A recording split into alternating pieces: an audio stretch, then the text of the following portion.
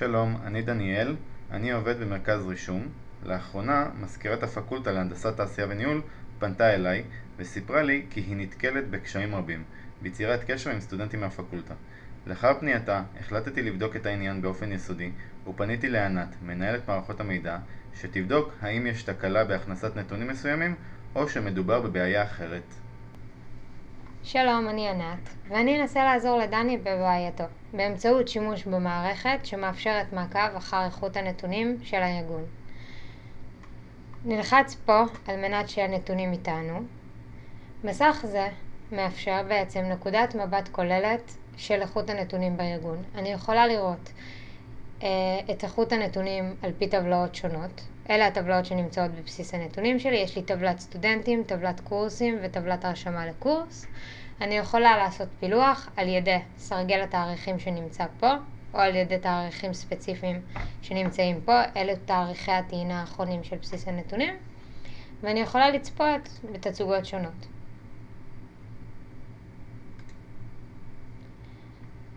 תצוגה זו מתארת את שלמות הנתונים, תצוגה זו מתארת את עדכניות הנתונים. נתחיל בנקודת מבט של שלמות הנתונים מאחר ודני התלונן על כך שיש לו נתונים חסרים. אם נסתכל על טבלת סטודנטים, אני יכולה לראות שהממוצע כרגע עומד על 28%. נבחר לראות בתצוגת ליין על ידי שימוש בתרשים SPC. ניתן לראות שאחוז הפגומים בתקופה האחרונה היה גבוה ביחס לתקופות קודמות. הייתה תקופה שאחוז הפגומים עלה מעט, היה איזשהו פיק קטן, עוד איזה פיק, אבל בתקופה האחרונה אחוז הפגומים ממש מתנדנד סביב גבול הבקרה העליון. אני רוצה להתמקד טיפה יותר בתאריכים האחרונים.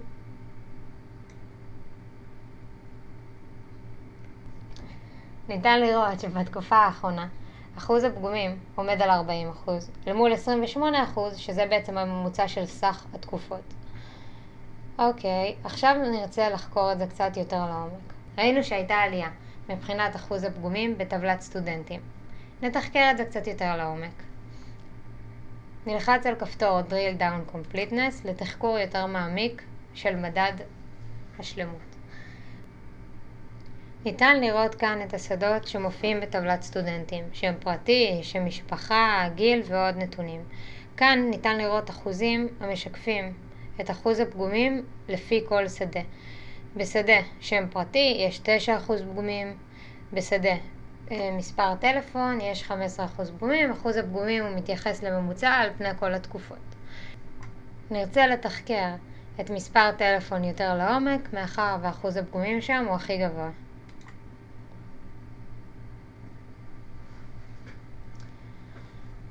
אוקיי, ניתן לראות שאחוז הפגומים לאורך כל התקופה היה 15%. אם נרצה להתמקד בתקופה הנוכחית, נלחץ עליה. ניתן לראות כי בתקופה הנוכחית אחוז הפגומים עומד על 25%, כלומר הייתה עלייה של 10% פגומים בתקופה האחרונה.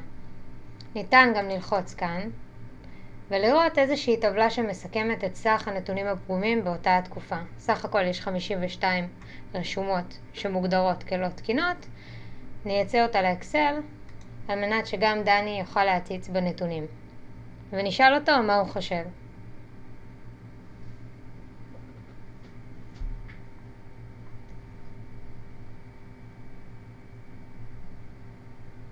ניתן לראות שכל רשומה כאן היא חד-חד ערכית לתעודת זהות סטודנט.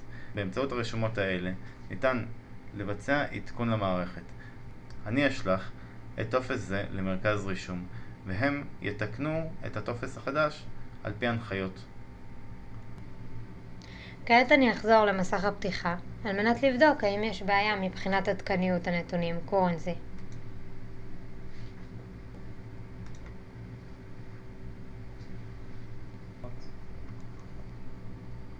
מבחינת מדד העדכניות, ניתן לראות כי כרגע טבלת רישום לקורסים מכילה הכי הרבה פגומים. ואם נסתכל על קו המגמה, הייתה איזושהי תקופה שהכל היה בסדר, פתאום איזשהו פיק, שוב תקופה יחסית אחידה, ובתקופת הזמן האחרונה גם ישנה עלייה מבחינת עדכניות הנתונים. נבחר להסתכל על טבלת רישום לקורס, מאחר שהיא מכילה את מספר הפגומים הגבוה ביותר.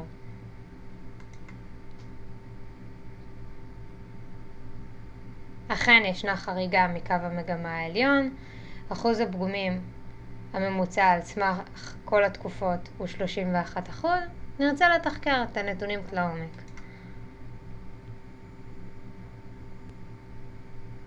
נבחר לראות את אחוז הפגומים בשנת 2009, ברבעון השני. ניתן לראות שהטבלה הצטמצמה לנתונים שמכילים רק רשומות שאינן תקינות ברבעון השני.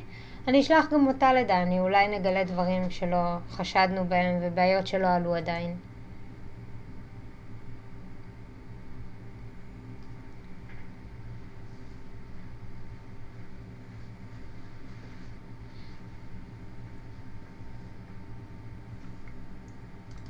קיבלנו כרגע את טבלת הרשומות הלא עדכניות. אני אבדוק את הרשומות האלה באמצעות מספר תעודת הזהות של הסטודנט ואת מספר הקורס שאליו הוא רשום, ואז אני אוכל לדעת בדיוק מה קרה ולמה הרשומה עצמה לא התעדכנה.